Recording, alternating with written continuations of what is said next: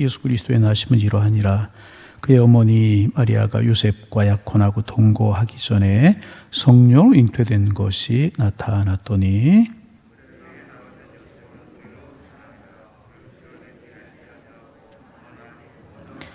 이 일을 생각할 때에 주의 사자가 현몽하여 이르되 다윗의 자손 요셉아 내 안에 마리아 데려오기를 무서워하지 말라. 그에게 잉태된 자는 성령으로 된 것이니라.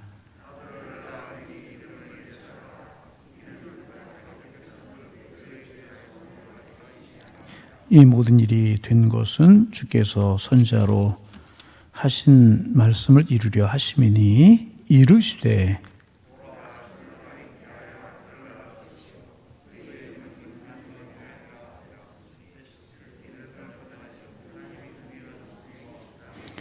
요셉이 잠에서 깨어 일어나 주의 사자의 분부대로 행하여 그의 아내를 데려왔으나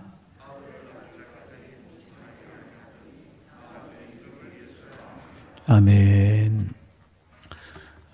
어제 홈페이지나 유튜브에 들어가서 새벽 예배 영상을 본 분들이 얼마나 되는가 보았더니 380명이 좀 넘은 것 같아요.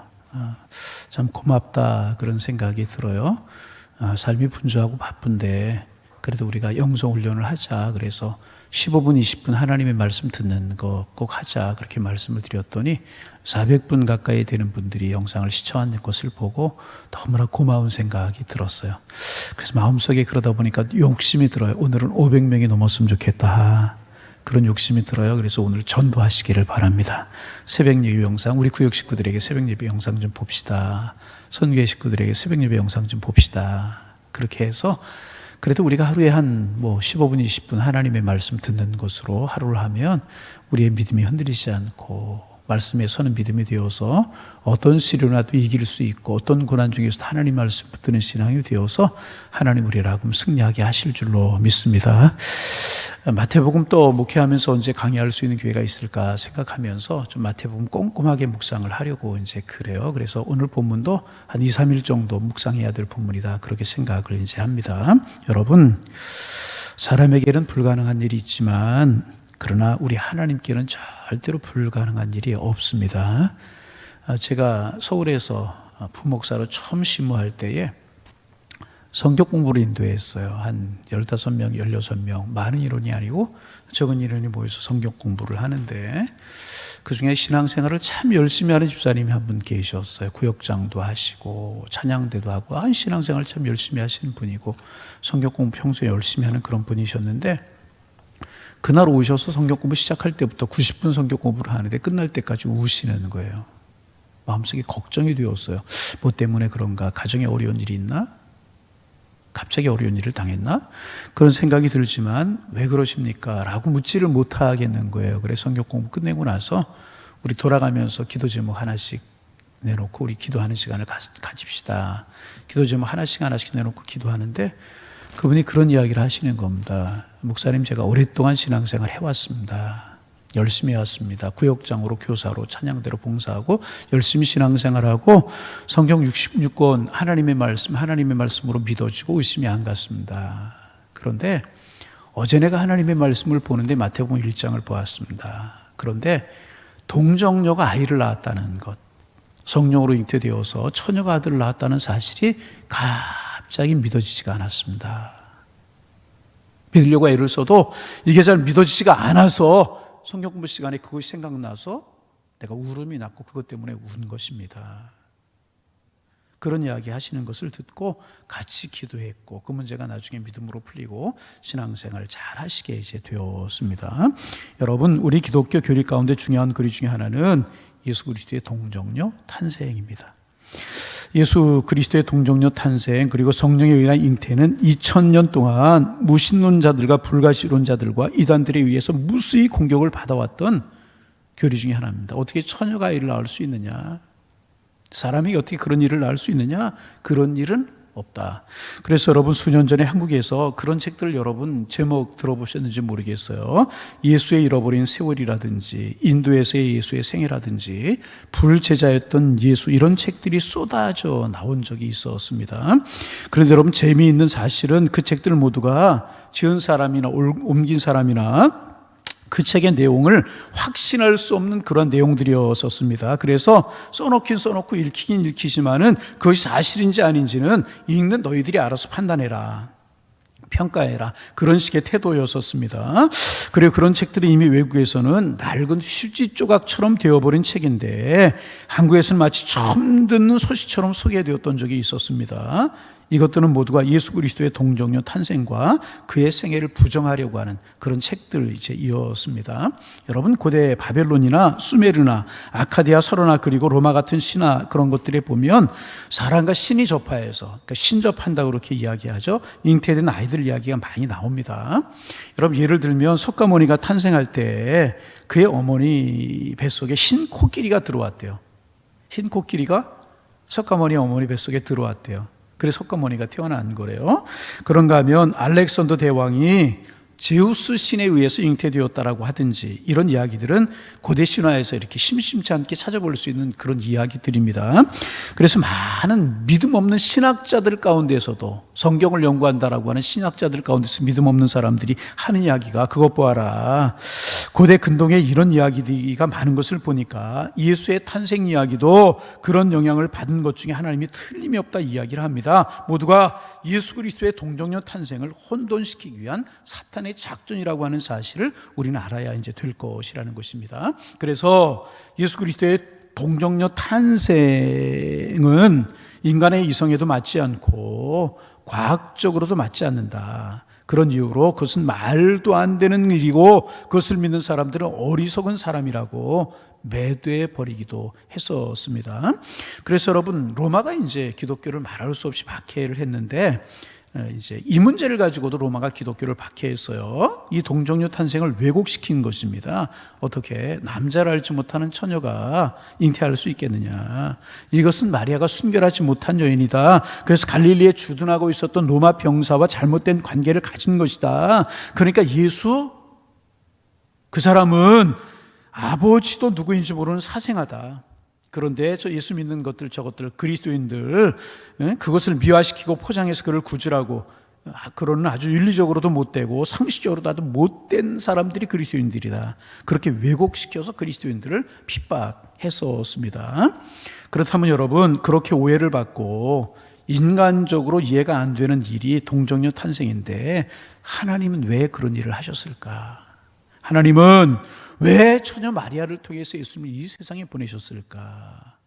왜 이 땅에 태어나게 하셨을까 하는 것입니다. 이유가 있습니다. 두 가지만 이야기하려고 합니다. 첫째로, 예수님의 동정녀 탄생의 중요한 이유는 무엇인가? 예수님이 하나님이라고 하는 사실에 있다는 거예요. 예수님은 누구셔요? 하나님이십니다. 믿으면 아멘. 예수님은 하나님이시라는 거예요. 여러분, 그분은 인간이 아니십니다.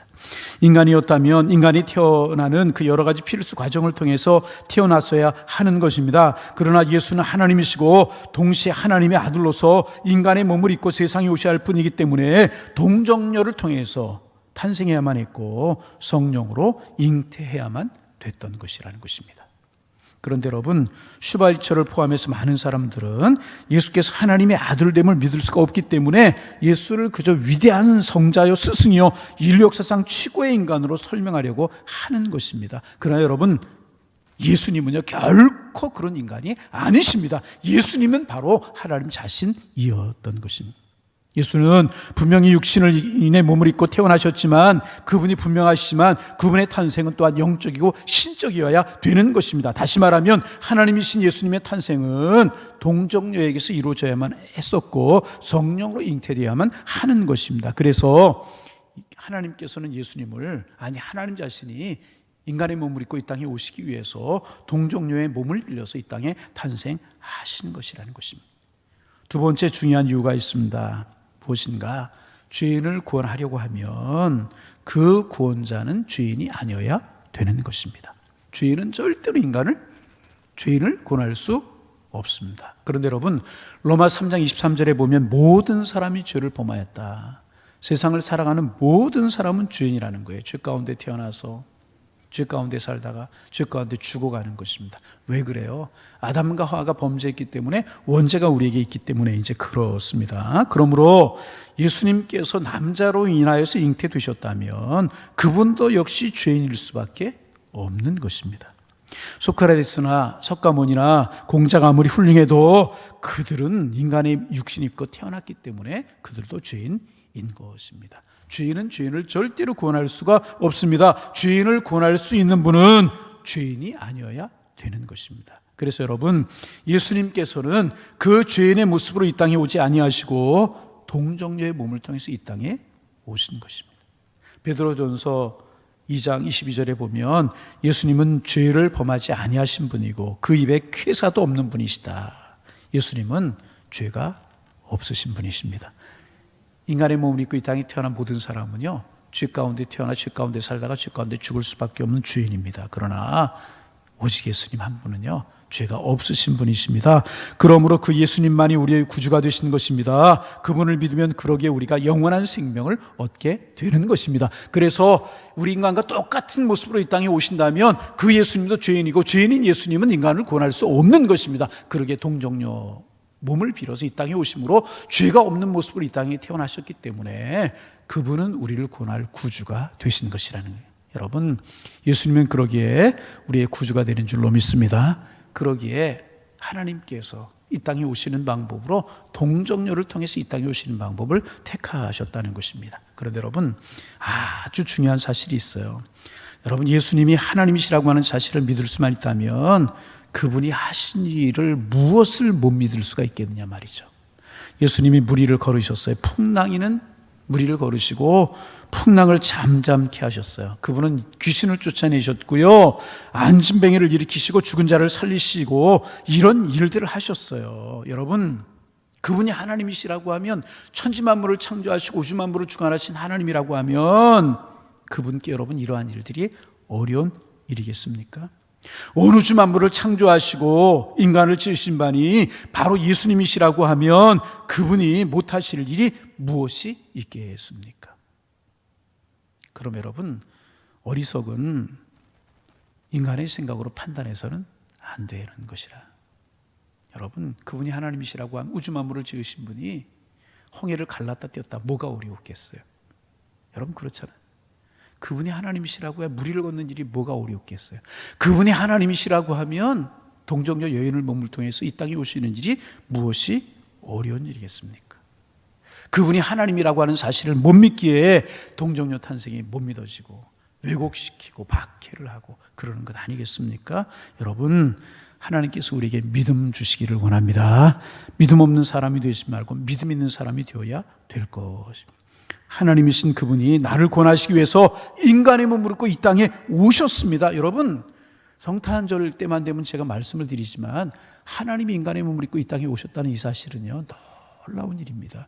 그 지극히 높으신 하나님께서 어떻게 인간의 몸을 입고 이 땅에 오실 수가 있는 것이겠습니까? 여러분, 이것은요, 우리 제가 가끔 말씀을 드렸지만 우리 사람이 개가 될 수 없잖아요. 요즘 반려견이라고 그래가지고 강아지들을 집에서 많이 키우고 이제 사랑스러워하고 그러는데 아무리 사랑해도요, 내가 개가 될 수 없는 거예요. 여러분, 그렇잖아요. 아무리 사랑해도 하나님이 인간의 몸을 입고 이 땅에 오셨다라고 하는 그 사실은요, 우리가 개가 되는 것보다 하나님이 인간의 모습을 입고 이 땅에 오시는 일이 더 어려운 일이라는 거예요. 그런데 하나님께서는 그 일을 하셨어요. 그 이유는 단 한 가지, 우리를 사랑하시기 때문에, 저와 여러분을 사랑하시기 때문에, 그래서 우리를 구원하시기 위해서 인간의 몸을 입고 이 땅에 오셨다는 것입니다. 그래서 여러분, 예수님께서 인간의 몸을 입고 이 땅에 오신 사건, 인카네이션, 성육신의 사건, 그리고 그렇게 하시기 위해서 동정녀로 이 땅에 오신 이 사실에 대하여서 우리는 감사할 수 있어야 되는 것입니다. 우리를 구원하시기 위해서 예수님이 그렇게 하셨네요. 정말 있을 수 없는 일이 이루어졌네요. 할 수 없는 일이 일어났네요. 그 이유가 무엇인가? 예수님, 우리를 구원하시기 위해서입니다. 우리가 이 사실을 생각하면서 감사함으로 살아갈 수 있기를 바랍니다. 오늘 나를 구원하신 주님을 깊이 묵상하면서 그 주님으로 인하여서 감사하는 삶을 살아가야 될 것입니다. 여러분, 특별히 구약 성경에 보면 잉태할 수 없는 없었던 여자들이 하나님의 특별한 도우심으로 기적같이 해산한 경우가 여럿 있잖아요. 예를 들어 볼까요? 첫사람이 누구예요? 이삭이 그랬어요. 이삭의 어머니가 누구예요? 사라. 잉태하지 못하는 여인이었는데 하나님께서 경수가 끊어지고 여인으로서 잉태할 수 없는 그런 여인의 태문을 여시고 기적같이 이삭을 출생하게 하셨습니다. 두 번째 경우는 삼손입니다. 그의 어머니 역시 잉태할 수 없는 여인이었어요. 그런데 하나님께 태문을 열어주시고 자녀를 주셨는데 삼손이라고 하는 그런 사람이었었어요. 그런가 하면 여러분 사무엘입니다. 한나는 잉태하지 못하는 여인이었습니다. 성전에 가서 하나님 앞에 기도했을 때 하나님이 자비를 베푸셔서 아들을 낳았는데 그가 이스라엘 역사에서 귀한 선자로 쓰임받은 사무엘이었다는 것입니다. 그런가 하면 신약 성경에도 있잖아요. 세례 요한, 엘리사벳과 사가라는 아이를 낳을 수 없는 사람들이었었어요. 그런데 천사를 통하여 잉태하게 하고 또 하나님께서 출생하게 하셨어요. 모두가 하나님의 능력과 은혜로 잉태되고 태어난 사람들이라는 것입니다. 여러분, 불가능한 것을 가능해 하신 분이 하나님이시라고 하면 그 하나님 못하실 것이 어디에 있겠습니까? 여러분, 오늘도 우리가 신앙생활하면서 하나님을 자꾸 내 지식적인 차원에, 내 사고의 차원에, 내 이성의 차원에 가두려고 할 때가 참 많이 있습니다. 그러나 여러분, 하나님 우리의 이성에, 내 사고의 틀에 제한되어 계시는 분이 결코 아니라는 것입니다. 여러분, 하나님께는 불가능한 일이 없는 줄로 믿습니다. 그분은 동전유통에서 우리에게 오셨고요, 그래서 우리의 구원자가 되셨다는 것입니다. 여러분, 사람들은 과학적인 것으로 설명이 되지 않으면 믿을 수 없는 것이라고 이야기를 합니다. 그런데 여러분, 세상에는요, 과학적으로 설명할 수 없는 일들이 훨씬 더 많아요. 신앙은, 믿음은 과학을 뛰어넘는 것입니다. 여러분, 과학이라고 하는 것이 뭔 줄 아세요? 있었던 진리를 발견해내는 것이지 새로운 것이 과학이 아니라는 겁니다. 제가 늘 예를 들잖아요. 뉴턴이라고 하는 사람이 만류 인력의 법칙이라는 것을 발견했어요. 근데 뭐를 보고 발견했느냐? 사과가 나무에서 사과 열매가 떨어지는데 밑으로 떨어지더라는 겁니다. 그래서 이제 만류 인력의 법칙이라고 하는 것을 발견했어요. 그런데 뉴턴이 만류 인력의 법칙이라고 하는 것을 발견하기 전에는 사과가 나무에서 위에서 밑으로 안 떨어졌나요? 떨어졌어요. 그런데 그것을 자연현상을 과학적으로 설명해서 만류인력의 법칙이다 이름을 붙인 것뿐이라는 것입니다. 여러분, 아르키메데스가 발리한 그런 부력의 그런 것도 마찬가지잖아요. 목욕탕에 들어갔는데 사람이 들으니까 물이 넘치더라는 거예요. 여러분, 그전에는 넘치지 않았습니까? 있었던 것을 설명하는 것뿐이라는 것입니다. 광대하신 하나님의 섭리를 우리가 어떻게 이해할 수가 있겠습니까? 그러기에 우리에게 믿음이 필요한 것이라. 오늘도 한날을 살아가면서 믿음의 눈으로 바라보시기를 바랍니다. 믿음으로 말하시기를 바랍니다. 믿음으로 생각할 때 우리의 마음의 문이 열리고 하나님의 크신 섭리가 우리 가운데 들어오게 되고, 그럴 때 불가능을 가능케 하는, 믿지 못할 것을 믿게 되는, 이룰 수 없는 것들을 이룰 수 있는 하나님의 은혜가 우리에게 함께 하셔서 믿음으로 승리하며 살아갈 수 있는 우리로 삼아주실 줄로 믿습니다. 믿음으로 보고 믿음으로 행하셔서 하나님의 크신 섭리, 크신 축복 누리며 살아가는 축복의 여러분들 다 되실 수 있기를 주님의 이름으로 축원합니다. 축원합니다. 기도하겠습니다.